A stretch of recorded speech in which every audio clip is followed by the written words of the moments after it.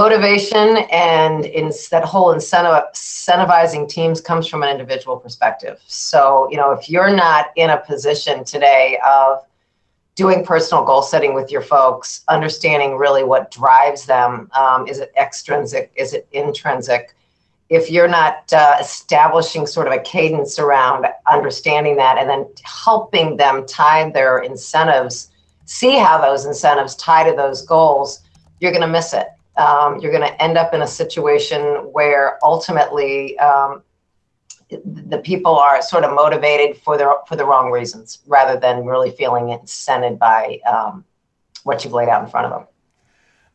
That is awesome. So, Suzie, apparently I forgot to unmute my microphone. So they missed my fabulous intro there, but they caught your answer. So the question is today we're talking about working with individual sales reps and how individuals differ from coaching teams. And I guess that's what another person asked here earlier on Facebook and Twitter, and you guys can type those in. I see everybody chiming in. Ali, Neil, and Suzie, thanks for hanging in there. We know we look good if we had viewers tuning in when there was no sound, right, Suzie? We looked like I really knew what I was talking about. I was excited. So if I'm working individual, like in a coaching session, I imagine that you're still doing sales team meetings and stuff. Can you talk a little bit about how those differ? How do those sessions differ from a team sales meeting to an individual coaching session? Well, I guess let me address first. You still should be doing team meetings. I mean, creating a synergy around the teams and an alignment around what we're trying to go after, and as a team, what our goals are. Also, that competitive nature around sales teams and sales individuals that you should be playing into from a team perspective, and team coaching. But team coaching is really sort of a theme of learning that we're trying to establish within a group setting. In the individual coaching, it's just that. It's an understanding of, we talk about the BAT triangle all the time. If you don't have a clear understanding of that cookbook, meaning what are the behaviors that are required for that person to be effective and successful? What are the attitude, strengths, and weaknesses that they need to have, and or weak spots that exist with them? And ultimately, what are the skills that they really don't have in place or they haven't learned yet that you need to be working with them on? So for us, it's a foundation of diagnostics first. You need to understand, and so does the person you're coaching, a recognition of, this is a weak spot for me. Here's the impact it's having on me individually. And then a really clear plan on what needs to happen to improve that. And that could be something the salesperson needs to do. It can be something the manager needs to do. It can be both. But it should be established in very specific terms, action-oriented commitment from that salesperson. And ultimately, the glue is the sales managers, how much of a resource you are in that process. If you aren't following up, if you aren't role-playing, pre-call strategizing, post-call debriefing, you can't help me figure out whether I'm improving or not. So much of it is your willingness to follow up, do what you said you were going to do, and help me take that step forward. Yeah, I think that's huge, isn't it? Because a lot of managers, I think, get these hats confused. And we talk about this in Sailor training, that they either think they're supposed to be supervising and just checking results and stuff, and they're not doing the pre-call stuff to make sure they get the right results. Or they might be player coaches. They're out there with their own book of business, or they're the owner and they got lots of other priorities, lots of distractions, where actually coaching salespeople to improve, I wouldn't say is a very big day-to-day part of most sales managers' roles, but it should be, right? So could you talk a little bit about how much time and what does a typical process look like? If you had an average sales team of, say, 5 people that you're managing, how would you lay out your week and how much time would you spend there? That's an interesting question. And it's a little bit of a loaded question, right? Because, if I was going to say ideally, the sales manager should be spending 85% of their time on any given week directly working with their sales teams. But that really depends on each company and some of the obligations. I will say that if you're not spending a minimum of 2 hours a week per salesperson which would mean 10 hours a week with this individual, and that's on a really low end, conservatively speaking, you're not even scratching the surface. So I think time-wise, that's important. But I think more important is establishing the structure around the sales management role. If as a sales manager, you're day in and day out managing numbers, the reality is you're managing history. Mm-hmm. And the problem with that is it's history. It's not going to predict what's going to happen in the future, and it's not going to help them understand where they should be spending time. So you've already put yourself in sort of a backwards position. I also, with numbers, can't recognize things that could be obstacles or things that could change and improve. So going back to the role of a sales manager, you should be having at least a one-on-one for 1 hour a week with every sales rep. You should be establishing a rhythm for listening in on calls, going out in the field and observing on calls. You should be doing pre-call strategizing, post-call debriefing.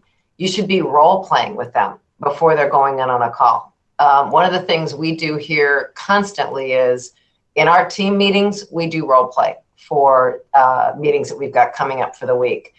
If I've got an associate going out on a call, one of the things we have established as a team is we all will give each other 5 to 10 minutes before anybody's call, and it's a standard in our business. You role play before you go into that call, and everybody loves it because it creates sort of a rhythm around what you're doing, but more importantly, that person you're role playing with can kind of help you identify where there could be areas you could change or tweak things. That sometimes those little things are game changers. So it does require the time. And that means you have to be committed to management, and management is not by the numbers. Yeah, and I think that's so hard. I know myself as a manager, sometimes we still want to be doers. We want to jump in and rescue and do things and just be like, feel like we're accomplishing something. We have to realize that our accomplishing something is our team accomplishing something. We need to make sure that they're doing the right things and they're getting stuff done. And it's really hard. I think a lot of leaders struggle with feeling irrelevant if they're not the ones actually hands-on in the sales meeting closing the deal, that they can't impact that. And having that once removed is a tough thing to deal with, right? Well, you're kind of making me laugh because we keep a Superman cape around here for those people. And we help them see how silly they look with their Superman cape on when they're flying into every situation. Because the reality is, if you're playing Superman, you are only pounding on your own chest and helping yourself feel better. The reality is people need to do things, make mistakes, fail. They need to have resources with them to help them figure out how to fail. And they need to be seen as capable themselves. When you're flying in with your Superman cape, you look like you're the only one who can do it. You look like you're better than they are. And all you're doing is impacting what's going on in my head and my ability to develop my skills. So, our motto is lose the cape, put it in the trash, burn it, whatever you need to do, but get rid of it. I think that's a great lesson. And once again, we're speaking with Suzie Andrews. She is our Sandler trainer in St. Louis. And I'm in Kansas City. I'm Mike Montague, our Vice President of Online Learning. And we do these Facebook Lives so that we can take your questions live. We do lots of other webinars and recordings and white papers and all kinds of stuff, but there's only a few times a week if you are not involved in Sandler training where you get to ask a Sandler trainer your toughest questions. So if you are a manager or a leader and you're concerned about coaching people, especially salespeople, now is your chance to try and stump the trainer. Ask Suzie your toughest questions. Ask me your easiest ones. And we will do our best to help you for the next 45 minutes or so. So type those into the comments area on Facebook. It's facebook.com/Sandler Training if you're catching the stream somewhere else. And make sure you like our page and subscribe and look for these so we do them on a regular basis, and we'd love to have you back. Another question we collected earlier, Suzie, is what's the best way to motivate my salespeople? I think a lot of people sometimes confuse coaching with motivation, but there is a certain amount of coaching that deals with why that person is doing the wrong thing or why they would want to be incentivized to do something differently, right? Can you talk a little bit about that? Yeah. And my belief is that if you're not coaching people through motivation, you're missing a big opportunity. And the first question you asked was, how do you motivate salespeople? So we've gotten calls here over the years from the Business Journal and other folks saying, can you give us a quote on how you motivate salespeople? Well, they never like the answer, because the answer is you can't. You have to help them figure out what motivates them. And that's difficult because it, again, requires time. You've got to be willing to do personal goal setting with them. And personal goal setting isn't what they want to accomplish in your business. It's, what do I want to do the next 5 years, 10 years? And is that I need to pay off school debt? Is that I want to buy a home? Is that I want to retire in 10 years? Is that I need to pay for my parents' medical care? There's so many things that drive and motivate people that we never, ever take the time, I didn't in my past, to find out about. When you define those and people see that you care, there's a simple quote: people want to know that you care before they care what you know. Mm-hmm. Don't try to tell them what they need to do. Don't try to guide them down your path. Show them you care by understanding what's important to them, and then help them see how what they do every day at work can help them accomplish it. Also understanding that there's a lot of people out there, vast majority, that they aren't money motivated. Maybe money ties to something for them that's important, but a lot of times it's flat out intrinsic. I just want to win. I want to be the best. I want to be number one.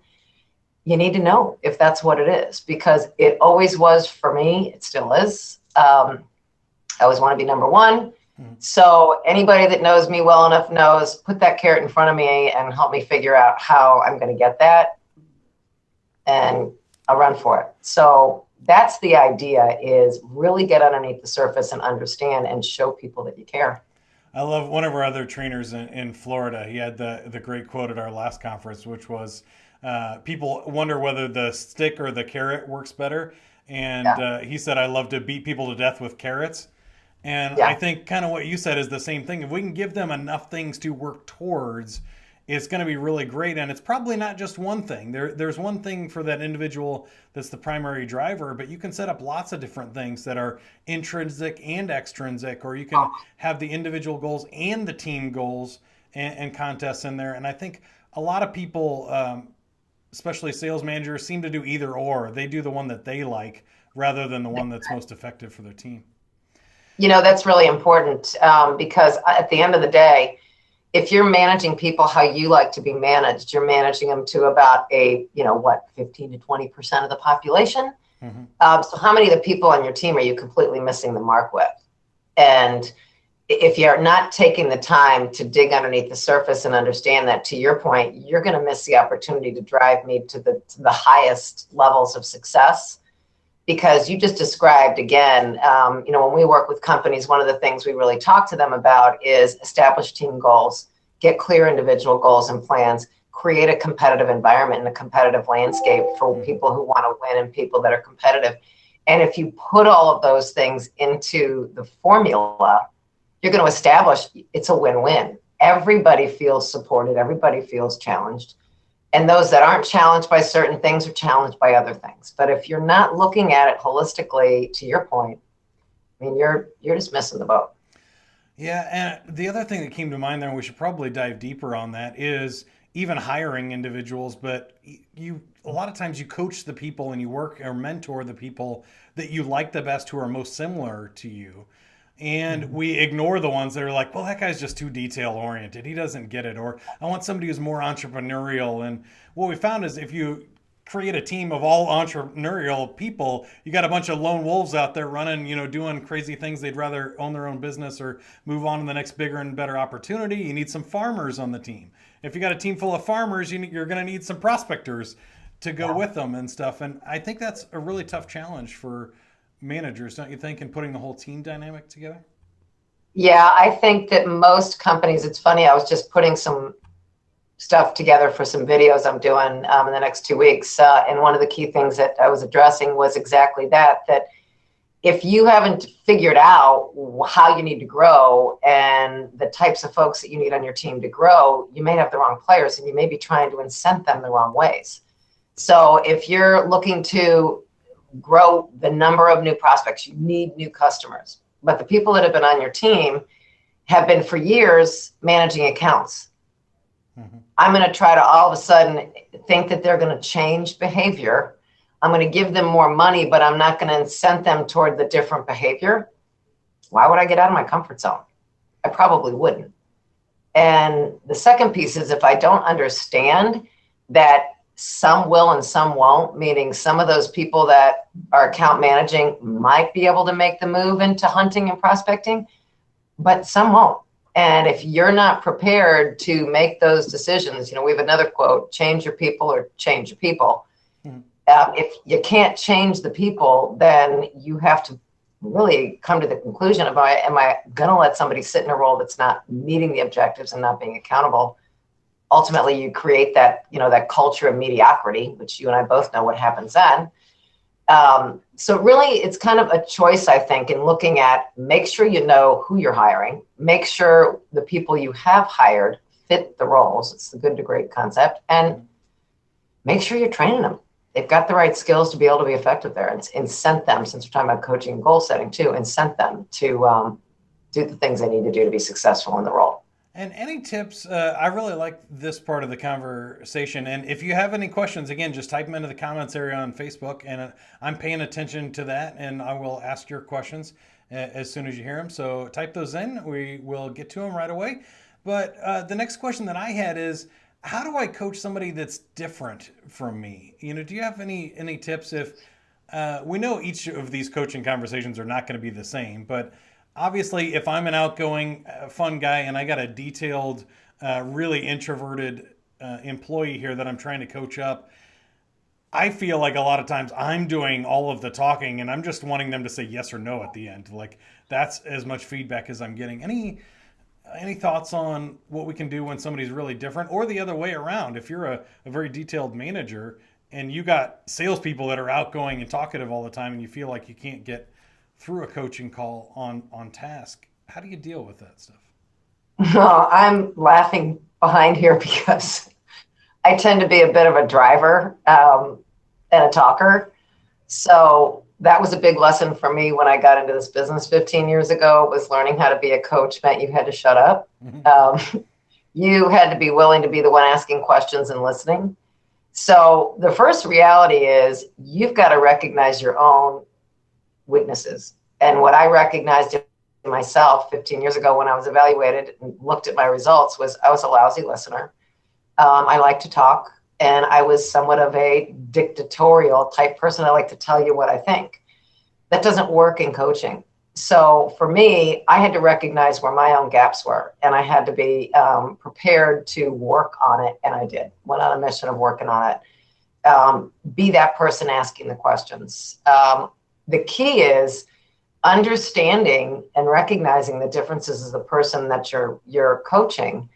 And prior to that coaching discussion, you have to be aware of what is going to be different and what's going to bug you. Mm-hmm. I've got folks on my team that are really detailed, analytic, and I've got folks on my team that are more like me, driver, outgoing, friendly.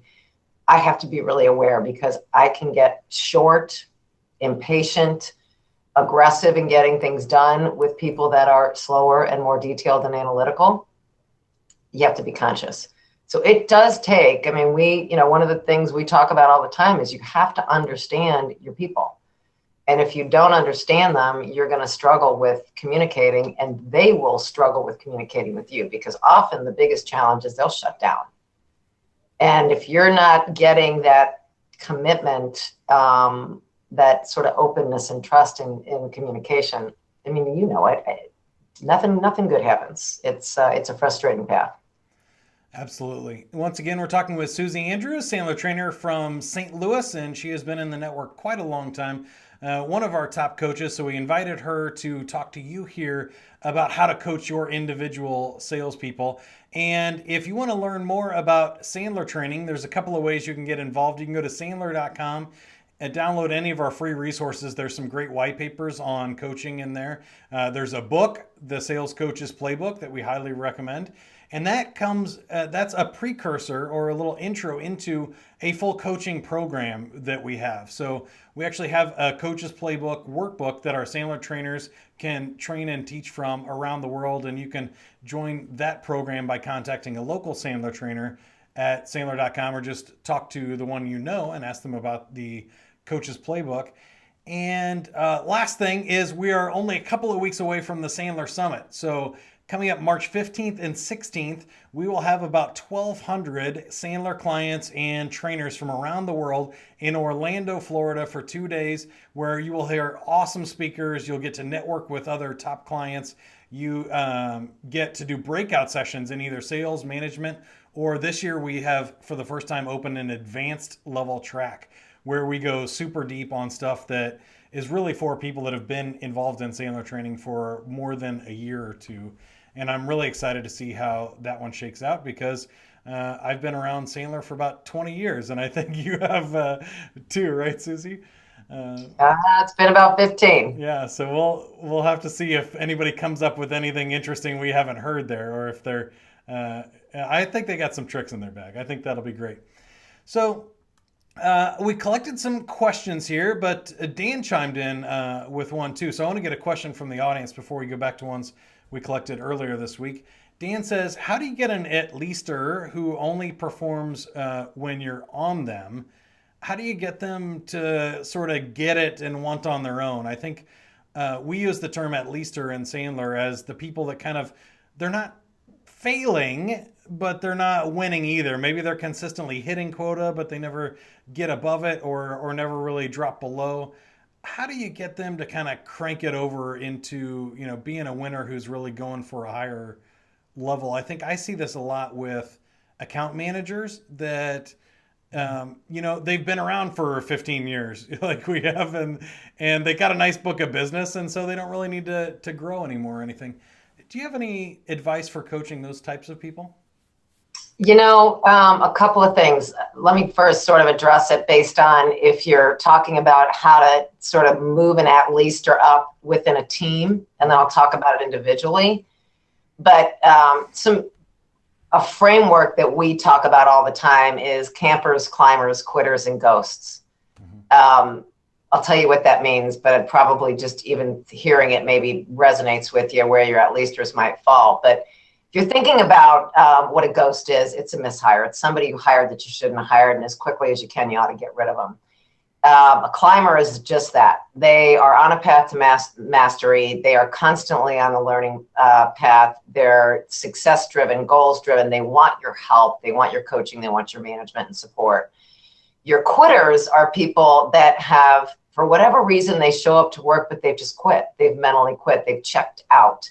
They don't think you care. They're not aligned with where you've taken them. They don't trust you. Whatever the reason is, they've checked out. Your campers are people that are really in that at-leaster category.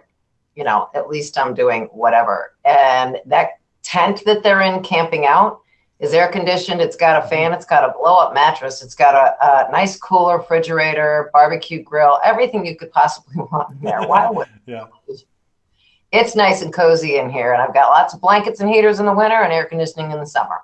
So they're comfortable. If you're going to approach this from a team perspective, the first thing is get rid of your ghosts.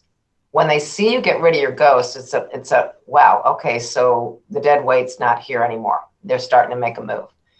You go to your quitters and you find out why they quit. What's so interesting is that conversation, especially if it's based on goals, you typically get people, they're going to turn around. They don't turn around, they decide to leave. So it's either they leave or they turn around, but ultimately you're going to get that team of people or that one or two individuals to decide that they're going to move into the climbing mode. What happens at that point is you start working with your climbers, because now you've got a team of climbers, your quitters have moved up there, your ghost is gone. Your campers at that point are thinking, this is getting kind of uncomfortable. Everybody's out of here except for these people that seem to be motivated, excited about work, and are successful. I probably either need to do one of two things. I need to start to spruce up my resume a bit, or I probably ought to get myself in line here and change my game. It happens just by virtue of that kind of a strategy. So you can motivate people that way out of that at leaster. If you have an individual, everything else is fine. You've got an individual, they're just camping. And sometimes you have high level campers where they're actually making a lot of money. Right. And to your point, they're account managers. I've seen in situations where account managers can be making $250,000 to $500,000. Yeah. The reality is, where are they adding value? I mean, you have to make a decision as an owner, manager, whatever senior level individual you are, president, CEO, you have to make the decision about, are you okay letting them camp? And how much is it costing you? Because at the end of the day, if you're okay leaving them in a role where they're making that much money and they don't want to make any more money, they may never come out of the tent. They may never come out of that leasing.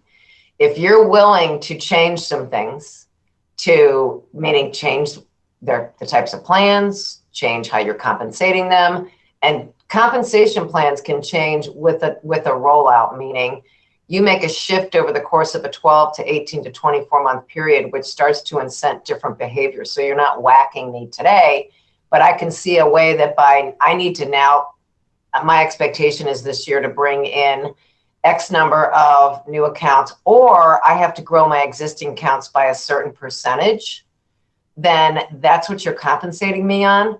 You have a graduating compensation plan that starts to back down off of the amount of money you're paying me to just manage business and the amount of money you're paying me to grow it. I start to quickly turn around if I start seeing that impacting my compensation. I mean, I had an example with a current client. It's a great example because they just shifted strategies about 2 years ago to identifying there's a tremendous amount of potential in their existing customers. And if they quit, kind of diversified into some additional products, they could sell a lot more to their existing customer base and they had great relationships. But what that meant was it was a shift from less account management, more account growth, a shift from commodity-based transactional selling to consultative solution selling. And what we're kind of in a sort of a select in, select out process with them, with their salespeople, because some of the people just aren't making the move. Right. And the ones that aren't making the move are in a mode of, they're on a pretty tight performance improvement plan and they'll be out or in. And the ones that actually have seen, we laid out these graduated comp plans and it was a light switch for some of these guys. In fact, one kid was in my office last week and he was like, I'm so glad you guys did this. I feel so much better. I feel so much more successful. I can see how I can make so much more money. And he's thrilled about it. There's another guy probably not going to make it. So you just have to be willing to make the changes. I mean, long-winded way around it, but that's a really complex situation. But the key to it is, are you willing and committed to making the changes you're going to need to make to get people out of that tent? Yeah, I think that was a great question. And we find a lot of these sort of balancing acts as managers and owners that when you're first starting a company, you don't want any turnover. You want all of your salespeople to stay. You want all of your clients to stay and everything is good. But a few years into it, you realize, gosh, some of these salespeople have stayed too long and there's no turnover and they've gotten comfortable. And the same thing can happen with clients a little bit too in their book of business. Sometimes those margins you had at the beginning were lower than the new ones. And so Right. I think people hear the word turnover as a bad thing, but a good, healthy margin of a turnover is good for any business. You want to turn over the staff a little bit so you get fresh blood and you keep the winners, like you said, drop the losers. And the same thing with the clients. If you have an account manager that's just managing the same 10 accounts for the last 10 years, there's probably not a whole lot of growth there. So if you can set up a way for them to drop the lowest ones down to a junior level person, keep the highest ones or add new to that, anything that makes sense for your business, that's where it gets a little, situationally dependent. But think about how you can create some sort of turnover and movement to get that thing moving again rather than camping in that at leaster stage. Yeah, that's really interesting because, again, the company I was just talking about had that exact situation. And, when I challenged them on it, listen, you're paying these people a lot of money to manage low margin, because it was low margin transactional commodity-based business. And you don't have to, because it's honestly, it's quoting.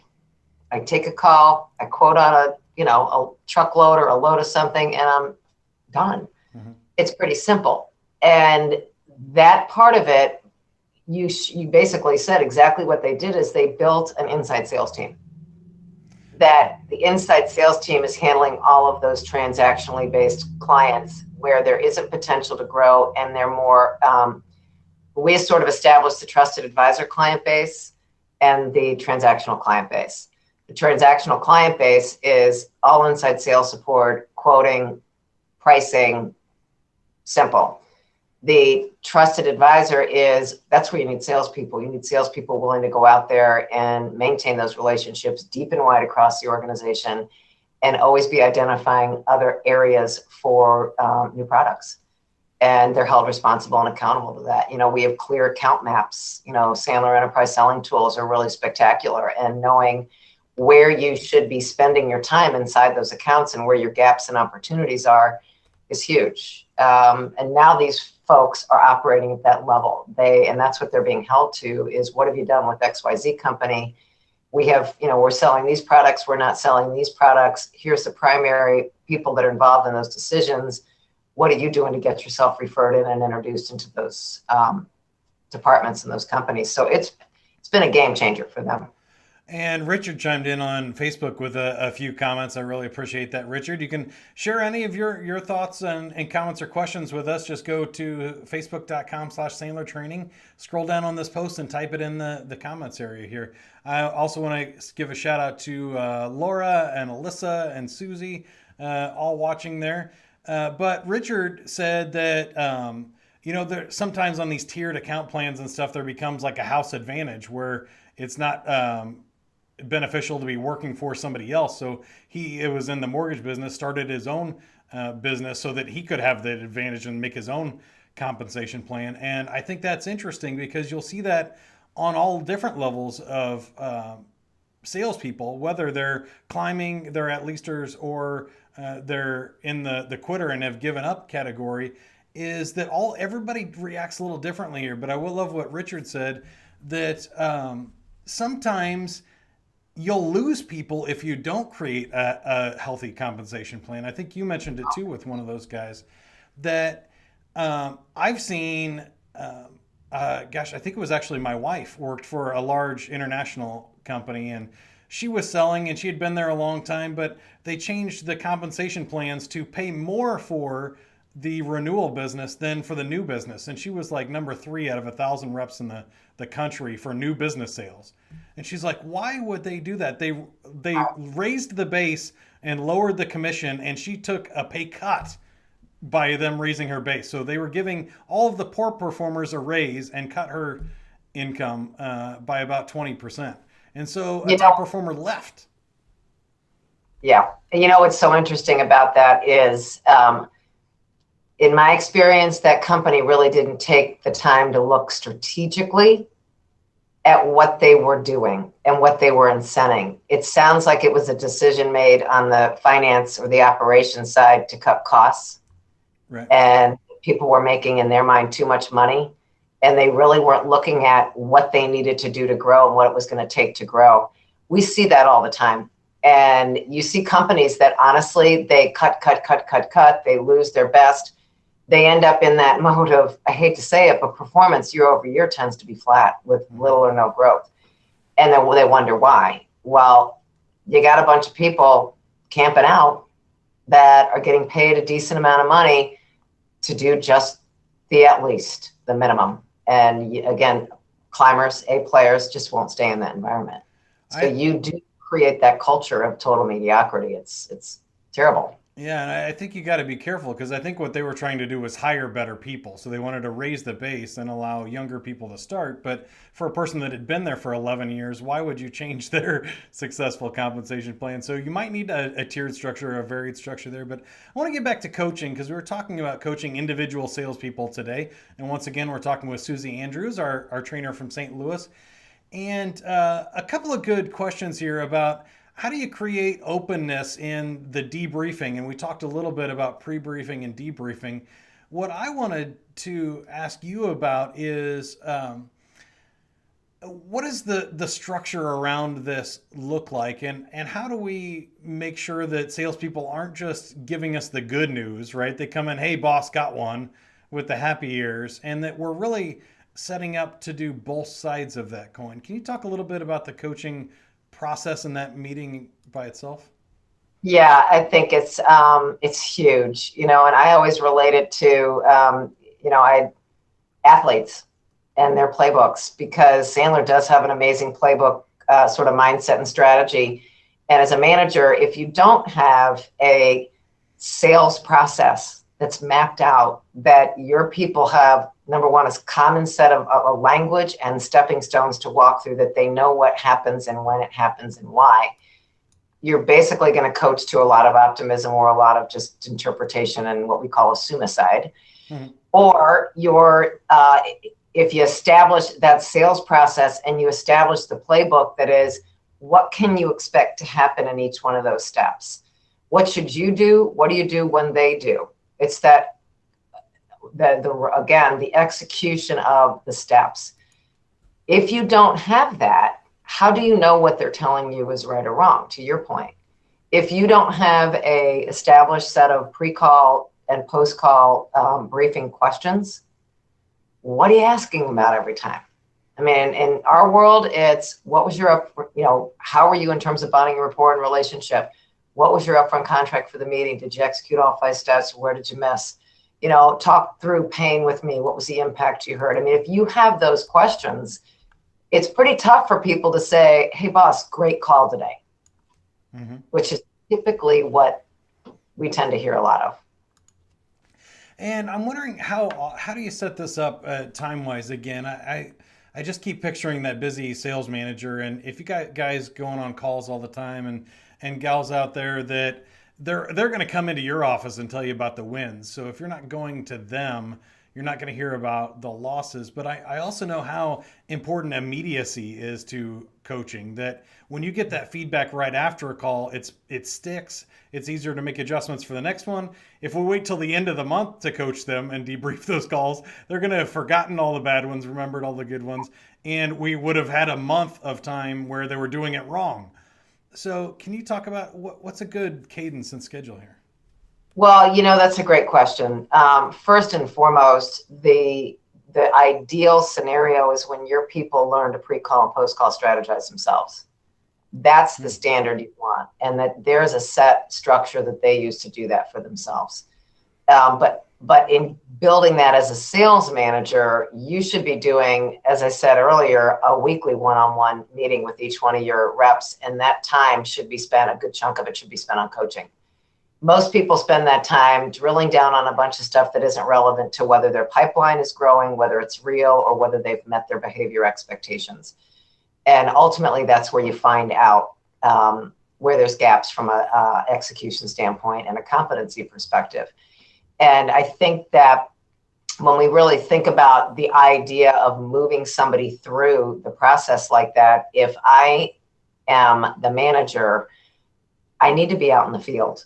I need to listen on calls. I mean, our belief is build it into a 30-day plan. Who are you going to be in front of this month? And then make yourself available to your folks. I mean, I have a pretty much an open door policy. We teach our managers to do that, knowing if you need time, there's a closed door policy, or there's the cone, the orange cone. Mm-hmm. Busy, can't see you right now. But if you're not giving them that freedom and flexibility to pre-call, post-call, you're missing the opportunity. Also, we become that resource for our clients. We have arrangements with a lot of our clients where their reps pre-call, post-call with us. They call us and they spend 5-10 minutes on the phone. So if you can't do it, leverage other resources to do it, but just don't not do it. And peers too. If you can get them helping each other while they're out there, that's great. Yeah, that team is big, and yeah, that's an easy win too. And I guess the question is here, we might have talked about it a couple of times already, but how do we make sure that we keep salespeople's self-esteem up when we're coaching? And because I feel like role play sometimes feels awkward. Coaching sometimes feels like going to the principal's office or something and doing a check-in. How do we make sure that this is a healthy environment and that they're open and honest here? Is it really about frequency that just doing it more helps, or is it more about the expectations going in? Well, frequency only is only as good as their level of trust. Because if they feel like you're micromanaging them, the frequency feels, ugh. So the idea is they need to know you care. I mean, people want to know that you care, right? That's ultimately, people leave managers, they don't leave jobs. Mm-hmm. So it's your job to develop that relationship of caring, and you need to understand all about them. You need to understand their personal goals. You need to understand about their families and their kids and their struggles. And you need to be willing to open up and ask those kinds of questions. That's important. They need to know that that's important to you.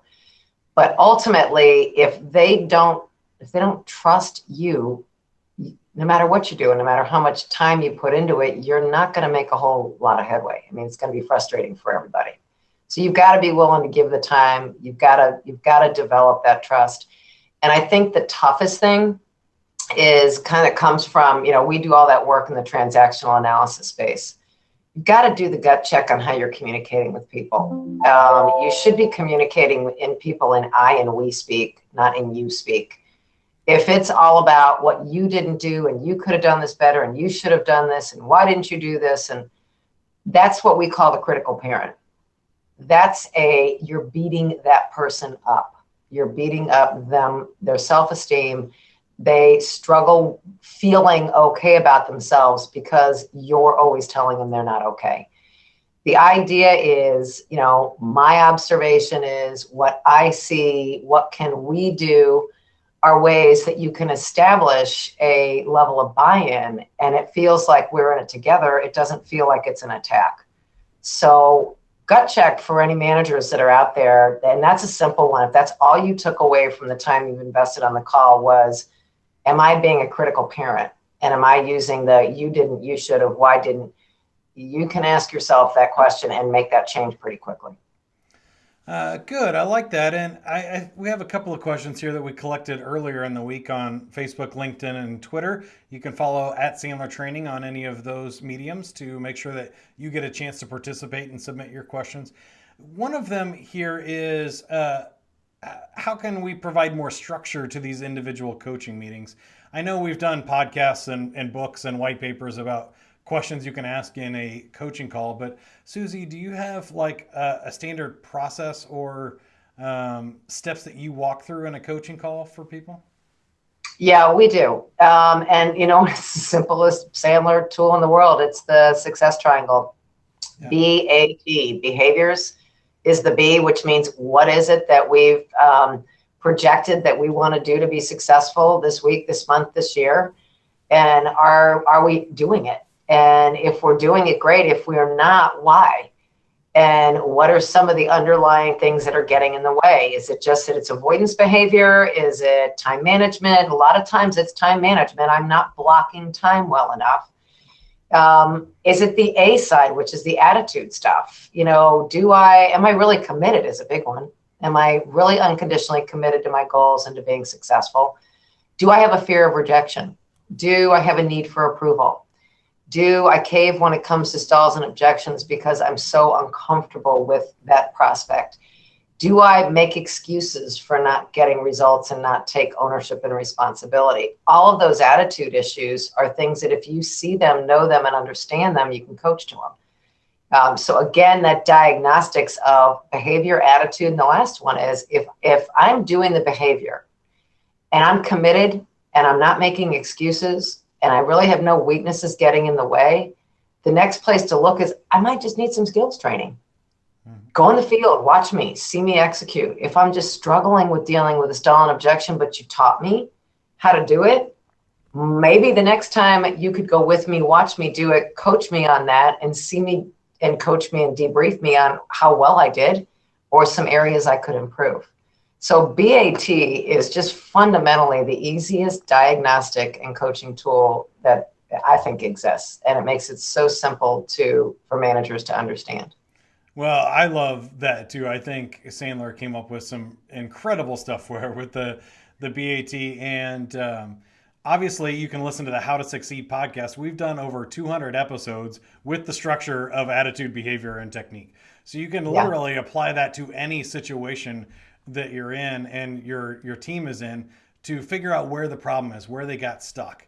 Was it an attitude problem? Were they not doing the right thing at the right time? Or do they not know how to do what they're supposed to do? Yeah. That is an awesome framework. I want to give one last chance for people to shout out their question. We got about 10 minutes left. I have one more question on my list that we collected earlier. So if you have any, type those into the comments area now. Facebook.com/Sandler Training. Just right under the video here in the comments area, type in your question for Suzie Andrew, our sales trainer from St. Louis, Missouri. And I also wanted to give one more reminder about the Sandler Summit. So we are just a couple of weeks away now, 3 weeks. And March 15th and 16th, we will be in Orlando, Florida with 1,200 of our closest friends, top sales trainers from around the world, top clients from around the world. It is killer networking. You've never been in a room full of more climbers in your life, I would guess. And also great content. We have 3 tracks for sales management and then an advanced techniques track, which is new this year. And I'm really looking forward to that one. So come check it out. I put a quick plug in for the conference because it is truly, for me as a Sandlerite, game changing. I mean, the content, the people, the lessons it's just amazing.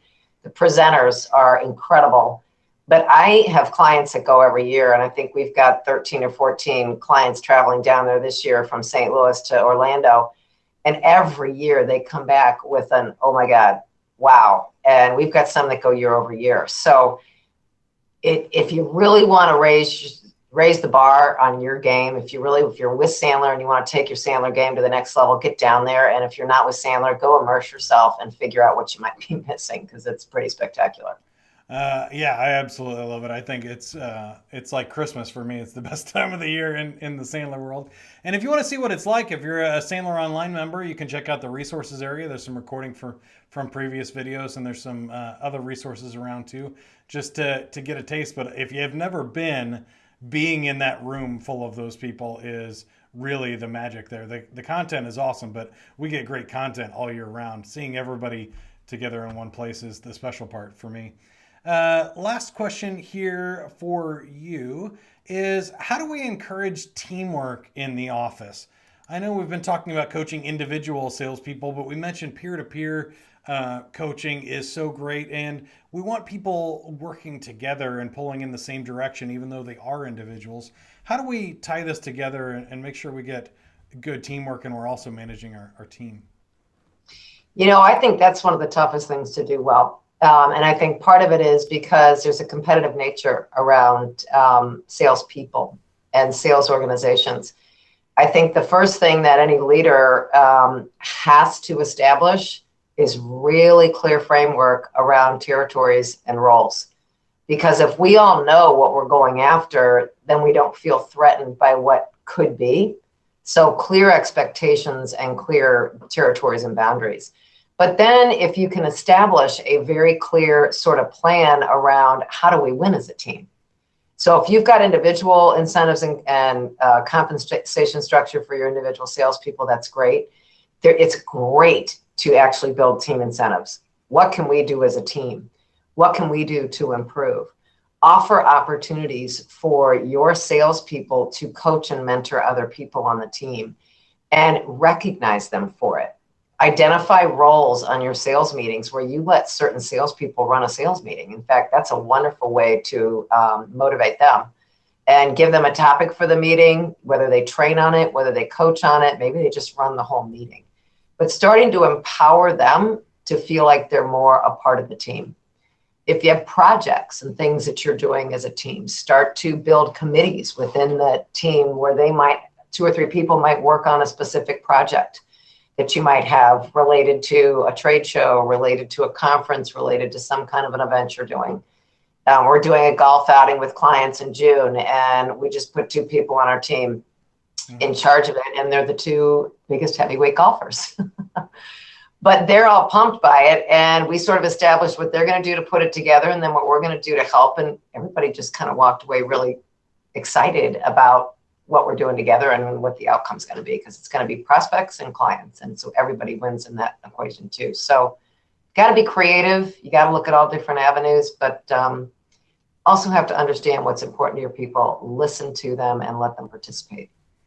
Yeah, we've talked a lot about stuff about the team dynamic today of hiring a mix of people, compensating them right for their roles on the team, and encouraging that collaboration, role plays, debriefing together, all the stuff you just mentioned, incentivizing together.